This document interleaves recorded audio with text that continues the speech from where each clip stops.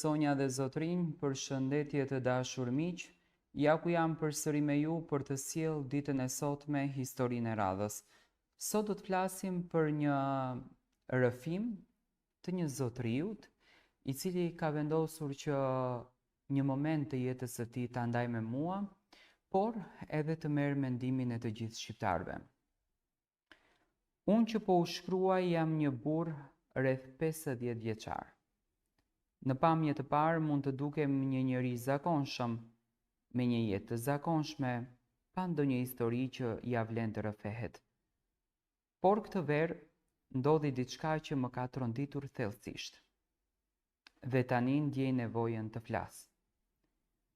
Jo se pres ndonjë zgjidhje, jo se kërkoj falje nga dikush, thjesht dua të lirohem. Se kjo që po mbaj brenda po më hap për dite nga pak.